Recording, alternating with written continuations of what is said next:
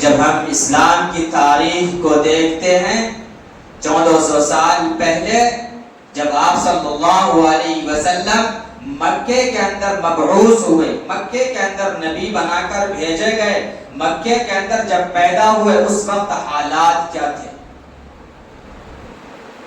وہ مکہ جو ام القریٰ ہے، جو تمام شہروں کا ماں ہے، وہ مکہ جس کے اندر ابراہیم علیہ السلام اور ان کے لڑکے اسماعیل علیہ السلام نے خانہ کعبہ کی تعمیر کی، یہ وہی مکہ ہے جس کو سب سے پہلے فرشتوں نے وہاں کی بنیاد رکھی۔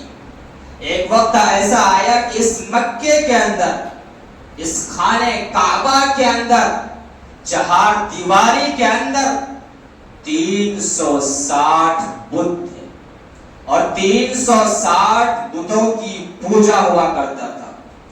الگ الگ قبیلے کے بت رکھا ہوا تھا اور اپنے بتوں اور اپنے معبودوں کی کھلا پوجا کرتے تھے۔ اور جب سارے لوگ، سارے عرب اپنے معبودوں کی پوجا کرے اور کوئی بندہ کھڑا ہو اور یہ کہے کہ اس کا پوجا کرنا، اس کی عبادت کرنا، اس کی پرستش کرنا، اس کو خدا ماننا، اس کے سامنے سر جھکانا غلط ہے، توحید کے خلاف ہے، تو بتاؤ اس بندے کو کوئی اپنے کندھے پر بٹھائے گا یا اس بندے کو آدمی نقصان پہنچانے کی ہر طرح کوشش کرے گا؟ یہی ہوا جب اکیلا بندہ، اور وہ اکیلا بندہ کون تھا؟ میرے نبی اور آپ سب کے نبی، جنہوں نے شرک کی، نفی کی، جنہوں نے کہا یہ بتوں کی پوجا کرنا، بتوں کی پرستش کرنا، بتوں کی عبادت کرنا، ان کے سامنے سر جھکانا غلط ہے، تو اسی وقت سے پورا مکہ آپ کی مخالف بن گیا، آپ کے دشمن، آپ کے دوست دشمن بن گئے، آپ کے رشتہ دار دشمن بن گئے، آپ کے چچا آپ کی مخالف کرنے لگے۔ جب سارے رشتہ دار، سارے دوست و احباب دشمن بن گئے، تو اس وقت انسان کی ہمت کیا ہونی چاہیے؟ یہی تو ہونا چاہیے کہ ہم بھی اس میں شریک ہو جائیں۔ یہ بتوں کی پوجا کرتے ہیں، ہم بھی بتوں کی پوجا کرنے لگے، ہم کیا ہوں رشتہ دار کو ناراض کریں، ہم بھی ان کی عبادت کرنے لگے۔ لیکن نہیں، نبی اکرم صلی اللہ علیہ وسلم اپنے اسلام کو لے کر حق کے ساتھ ہمیشہ کھڑا رہا، اور کھڑا ہونے کی وجہ سے اتنی تکلیفیں آئی کہ اگر تاریخ کو پڑھا جائے تو انسان کے آنکھوں سے آنسو ٹپکنے لگتا ہے۔ جب آپ صلی اللہ علیہ وسلم دین کی تبلیغ کو لے کر لوگوں کے سامنے گئے، اور یہ نبی یہ سوچ رہے تھے کہ اس امت کو جہنم سے بچایا جائے، انسان کو آگ سے جلنے سے بچایا جائے، سیدھے راستے پر لایا جائے، لیکن اس امت، وہی انسان اسے تکلیف دینے کے لیے تیار ہے۔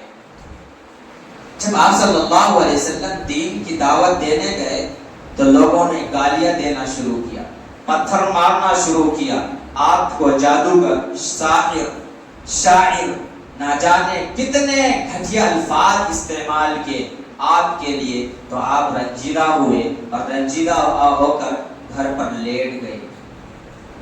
رنجیدہ اور مایوس ہو کر جب کسی نے ساتھ نہیں دیا میرے نبی کا، کوئی کھڑا نہیں ہوا کندھے سے کندھا ملا کر، تو رنجیدہ ہو کر گھر پر آ کر لیٹ گئے، تو قرآن کی آیت نازل ہوئی، یا ایھا المدثر قم فانذر وربک فکبر، اے کمبل اوڑھنے والے اٹھو، کھڑا ہو اور اپنے رب کی بڑائی کو بیان کرو۔ اتنی جلدی ہمت نہیں ہارنی، اپنے رب کی بڑائی کو بیان کرو، جا کر لوگوں کے سامنے بتاؤ کہ رب کون ہے۔ چنانچہ آپ صلی اللہ علیہ وسلم نے، آپ تو ہمت کے تھے ہی پہاڑ، ہمت کو جمع کیا اور اکٹھا کیا، پھر کھڑا ہوئے اور کھڑا ہو کر صفا پہاڑ پر گئے۔ کہاں گئے؟ صفا پہاڑ پر گئے اور وہاں چڑھ کر کہا، یا صباحا، مکے والے کو آواز دی، تقریباً 40 لوگ جمع ہوئے، کم و بیش 40 لوگ جمع ہوئے، اور آپ صلی اللہ علیہ وسلم نے مکے کے پہاڑ پر صفا پر چڑھ کر کہا کہ اے لوگوں، اگر میں تمہیں یہ کہوں کہ پہاڑ کے پیچھے دشمن کا لشکر ہے اور ان قریب تمہیں حملہ کر دے، کیا تم اس بات کو سچ جانو گے، سچ مانو گے؟ تو تمام لوگوں نے کہا آپ تو صادق ہیں، امین ہیں، آپ تو ہمیشہ سچ بولتے ہیں، زندگی میں آپ نے کبھی جھوٹ نہیں بولا، آپ جو کہیں گے ہمیں یقین ہے۔ تو آپ نے کہا فَإِنِّي نَذِيرٌ لَكُمْ بَيْنَ يَدَيْهِ عَذَابٌ شَدِيدٌ، کہ میں تمہیں آنے والے عذاب سے ڈرا رہا ہوں، اور آنے والا عذاب یہ ہے کہ تم لوگ جو شرک کر رہے ہو، خدا کو چھوڑ کر بتوں کی پوجا کر رہے ہو، یہ غلط ہے۔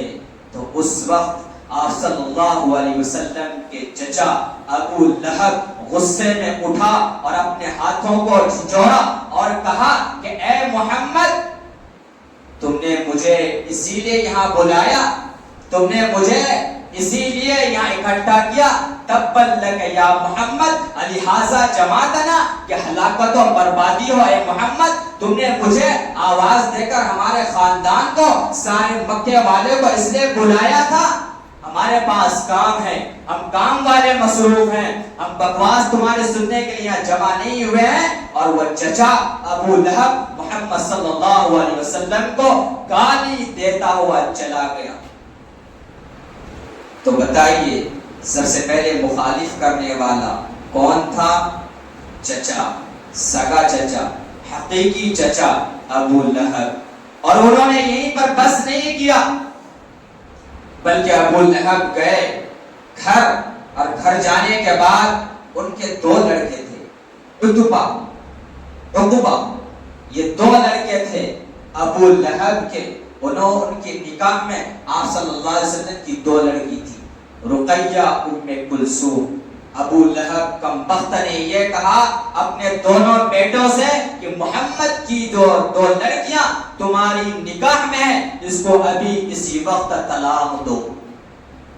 چنانچہ ان کے دونوں لڑکے نے محمد صلی اللہ علیہ وسلم کی لڑکیوں کو طلاق دے دی، اور کم بختوں نے یہ کیا کہ محمد صلی اللہ علیہ وسلم کے چہرے پر تھوکا دی۔ میرے بھائیوں، سننے والی بات ہے، کیوں تھوکا؟ ان کی بیٹی کے اوپر طلاق کا دھبا کیوں لگا؟ اسی وجہ سے لگا کہ انہوں نے ایمان کی دعوت دی تھی، اسی وجہ سے تو طلاق کا دھبا لگا ان کی لڑکی پر۔ کیا وہ سیاست چاہتے تھے، یا پیسہ چاہتے تھے، یا وہ طاقت کے لیے سب کو اکٹھا کیا تھا کہ میں تمہارا سردار بننا چاہتا ہوں؟ نہیں، بلکہ اس لیے اکٹھا ہوا تھا کہ سارے انسانوں کو بچانا چاہ رہا تھا جہنم کی آگ سے۔ جسے جہنم کی آگ سے بچانے کے لیے گیا، آج اس کے گھر کو برباد کر رہا ہے۔ ان کی دونوں لڑکیوں کو طلاق دینے کے ساتھ ساتھ محمد کے چہرے پر تھوکا جا رہا ہے، اس چہرے پر جو چاند سے زیادہ خوبصورت، حسین و جمیل۔ عائشہ رضی اللہ تعالی عنہا فرماتی ہے کہ محمد صلی اللہ علیہ وسلم اتنے خوبصورت تھے۔ خوبصورتی سنی ہے یوسف کی، کہ یوسف علیہ السلام کتنے خوبصورت تھے کہ مصر کی عورتوں نے یوسف کی خوبصورتی کو دیکھ کر انگلیاں کاٹ لی تھی۔ اگر محمد صلی اللہ علیہ وسلم کو دیکھ لیتے کہ اتنا حسین و جمیل ہے تو اپنا دل کاٹ لیتے۔ تو اتنا حسین و جمیل چہرہ، اتنا خوبصورت چہرے پر تھوکا جا رہا ہے۔ تو اس وقت آپ صلی اللہ علیہ وسلم کو اتنی تکلیف ہونے کے باوجود آپ کی زبان سے نکلا اللہم سلط علیک قلبا من کلابک، اے اللہ اپنے کتوں میں سے کسی کتے کو اس پر مسلط کر۔ چنانچہ ایسا ہوا کہ ایک بھیڑیے نے عتبہ کے ابو لہب کے لڑکے کو پکڑا اور بھیڑیا اپنی جماعت میں لے جا کر اس کی بوٹی بوٹی نوش کر کھا لی۔ اتنی بڑی سزا ہوئی ابو لہب کے لڑکے کو، لیکن اب بھی ابو لہب پیچھے نہیں ہٹا۔ اس لیے قرآن کہتا ہے تبت یدا ابی لہب وتب، ہلاکت و بربادی ہو ابو لہب کے لیے. ما اغنى عنه ماله وما کسب، نہ اس کا مال کام آیا نہ اس کا طاقت و جلال کام آیا. یہ کون کہہ رہا ہے؟ قرآن. یہ چھوٹی سی سورت ہے، آپ لوگ نماز نہیں پڑھتے.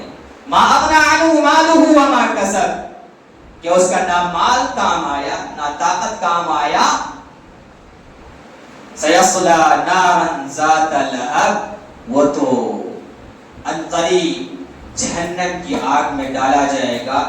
یہ تو ابو لہب تھا جنہوں نے محمد کے ساتھ اس طرح برتاؤ کیا. ان کی بیوی نے بھی کسر نہیں چھوڑی. ابو لہب کی بیوی نے بھی اپنی قدم کو پیچھے نہیں ہٹایا. یہ محمد جب خانہ کعبہ کے اندر نماز پڑھنے جاتا، رات کی اندھیری ہے، تاریکی ہے، تو یہ ابو لہب کی بیوی ام جمیل جنگلوں میں جاتی اور کانٹے دار درخت کو کاٹتی، اور جہاں سے محمد جس راستے سے گزرتا عبادت کے لیے جاتا، اس راستے پر اس کانٹے دار پیڑ کو بچھاتا تاکہ محمد اندھیرے کے اندر جائے تو اس کے پاؤں زخمی ہوں، جس کی وجہ سے یہ عبادت نہ کر سکے. یہ کون؟ ابو لہب کی بیوی ام جمیل یہ کر رہی ہے محمد کے خلاف. اور کانٹے دار درخت وہ پیڑ جو موم سے زیادہ میرے بھائی سوف ملائی، اور اس کے لیے کانٹے بچھائے جا رہے ہیں. کس چیز کے لیے؟ عبادت سے روکنے کے لیے. آج ہمارے لیے کس نے کانٹے بچھا رکھے ہیں عبادت روکنے کے لیے؟ پانچ وقت کی اذان ہوتی ہے، حی علی الصلاۃ، حی علی الفلاح، اور کامیابی کی طرف، اور نماز کی طرف، اور یہ امت اپنے کانوں میں موبائلوں کو لگا کر سوتی رہتی ہے، اپنے پنکھوں کو چلا کر نرم اور نازک بستر پر سو رہی ہے، اور محمد کے مؤذن پکار رہا ہے حی علی الصلاۃ، حی علی الفلاح. راستے کے اندر کوئی کانٹا بچھا ہوا نہیں ہے، لیکن یہ محمد کی امت کا مسجد کو آنے کو تیار نہیں. اور وہ محمد جس کے راستے میں کانٹے بچھایا جا رہا تو کانٹے کی بھی پرواہ نہیں کرتا، اس پر بھی گزر کر جا رہا خانہ کعبہ میں عبادت کرنے کے لیے، لوگوں کو دعوت دینے کے لیے. میرے بھائیوں، جب ابو لہب اکیلا تکلیف دیتے دیتے پریشان ہو گیا تو انہوں نے کمیٹی بٹھائی کہ محمد رک نہیں رہا، اپنے کام سے باز نہیں آ رہا، یہ دین پھیلا رہا، کھلم زور سے پھیلا رہا. چنانچہ اس نے 25 قبیلے کے سردار کو بٹھایا. 25 قبیلے کے سردار کو بٹھانے کے بعد کہا کہ محمد کا بائیکاٹ کرو. کیسے بائیکاٹ کیا جائے؟ کیونکہ ہمارے یہاں بڑے بڑے لوگ آتے ہیں، بڑے بڑے سردار آتے ہیں تجارت کے لیے، اور یہ محمد تو ان کو دعوت دیتا ہے ایمان کی. خدا نے خواستہ کسی نے ایمان قبول کر لیا تو پھر کیا ہوگا؟ تو اس لیے بڑے بڑے سرداروں کو بٹھایا. سب نے کہا بتاؤ اس کے خلاف کیا سازش کی جائے. کسی نے کہا جادوگر ہے، تو لوگوں نے کہا کہ جادوگر تو ناپاک رہتے، گندے سندے رہتے، محمد تو بہت پاک ستھرا آدمی ہے، چاند جیسا حسین و چہرہ ہے، تو کیسے تم کہو گے جادوگر؟ کوئی ماننے کو تیار نہیں. کسی نے کہا یہ کہ پاگل ہے، مجنون ہے، دیوانہ ہے. کہا وہ تو بات تو بڑی اچھی کرتا ہے، کیسے تم کہو گے وہ پاگل ہے؟ کسی نے کہا کہ اس کے کلام میں شاعر کہنا، وہ شاعر ہے، کلام بڑا اچھا پیش کرتا ہے. تو کہا ارے کیسے کہو گے یہ شاعر ہے؟ اس کا کلام تو شاعر سے ملتا ہی نہیں ہے. شاعر کے کلام میں غلیظ باتیں بھی ہوتی ہے، گندگی بھی ہوتی ہے. محمد کی باتوں میں تو کہاں ہے کوئی گندگی؟ تو مغیرہ اس وقت کا سب سے بڑا عمر دراز بڈھا تھا. اس نے یہ کہا کہ ایک چیز کرو، یہ کہنا جو بھی لوگ آئے کہ محمد کی بات کو نہ مانے. کیوں بھائی؟ اس لیے کہ محمد کی بات جو بھی مانتا ہے اس باپ بیٹے میں لڑائی کرا دیتا، میاں بیوی کے اندر جھگڑا کرا دیتا، میاں بیوی کو الگ کر دیتا، باپ بیٹے سے الگ کر دیتا. اس لیے اس کی بات کو نہ ماننا. کہ لوگوں نے کہا ہاں یہ بات تو ٹھیک ہے، اسی کو ماننا. چنانچہ ایسا ہی کیا، جو بھی لوگ آتا اس کو یہ بتاتا اس کی باتوں کو نہیں ماننا، یہ تو تمہاری باپ بیٹے میں لڑائی ہو جائے گی، میاں بیوی میں لڑائی ہو جائے گی، یہ تو الگ کروا دیتا ہے. ایسا ہی کیا گیا.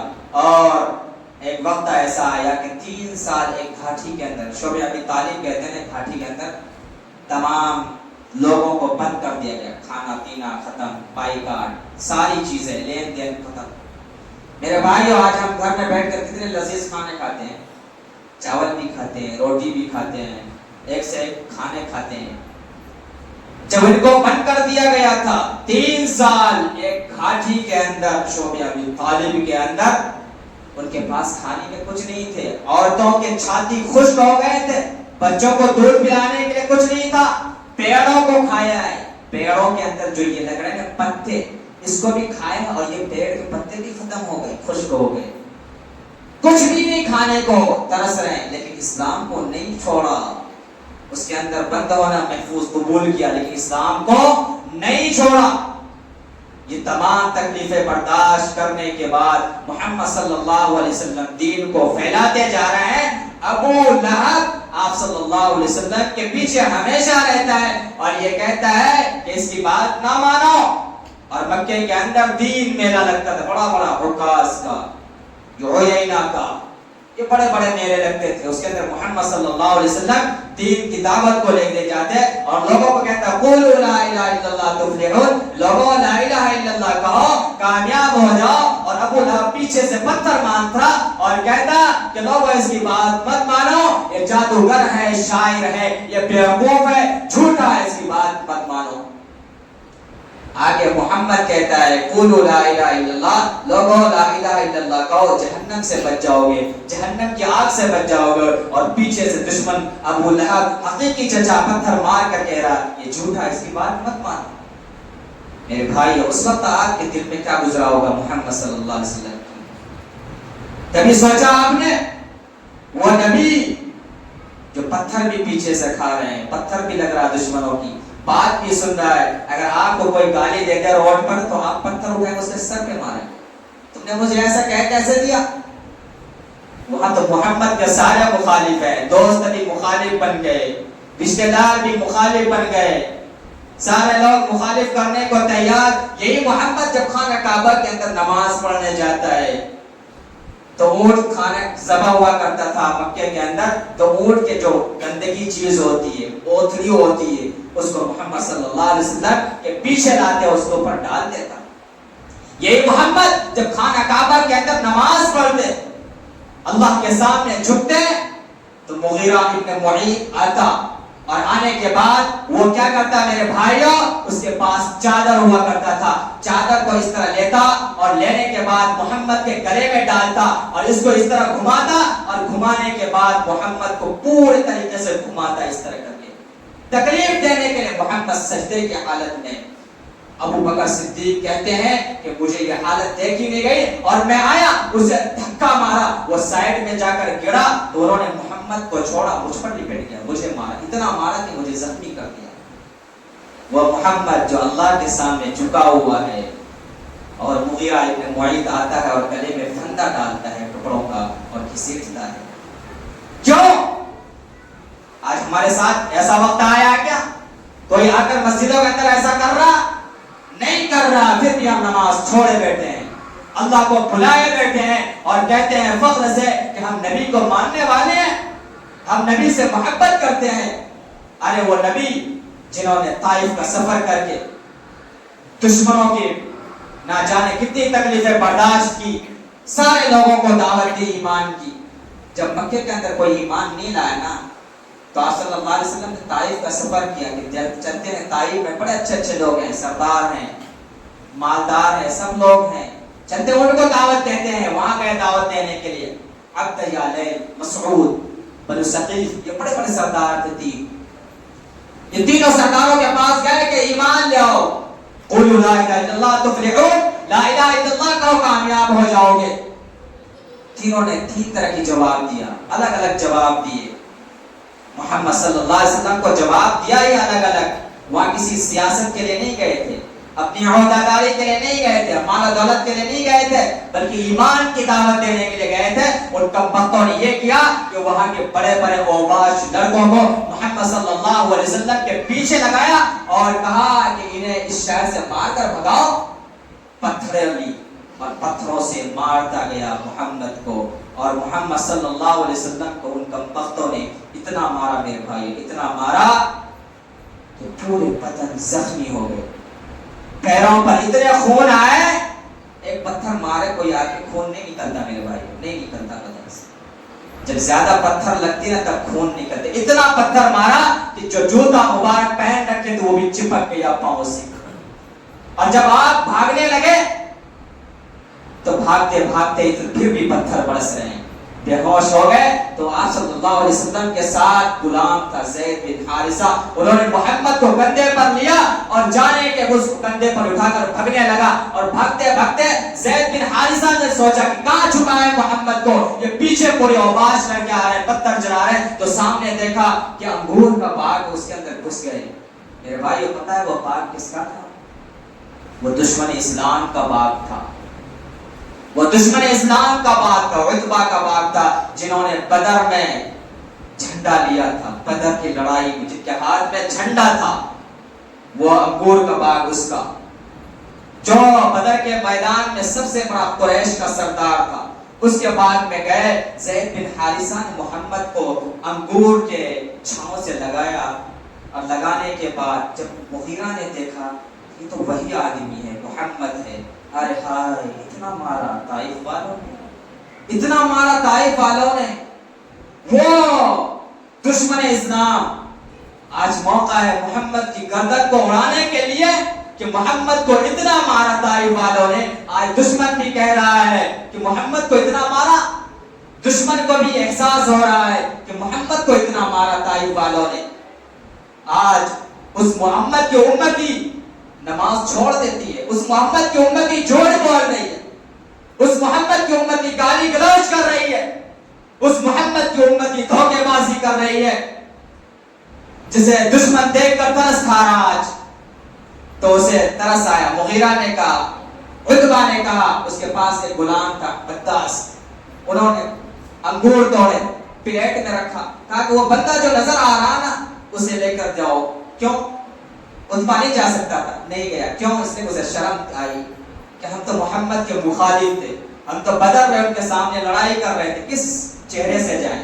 انہیں عباس کو بھیجا کہ جاؤ یہ انگور پیش کرو محمد کو. آج دشمن بھی ترس کھا رہا ہے، محمد کو انگور پیش کر رہا، جاؤ اسے کہنا کہ خدا را میرا انگور کھا لے، انکار نہ کرے.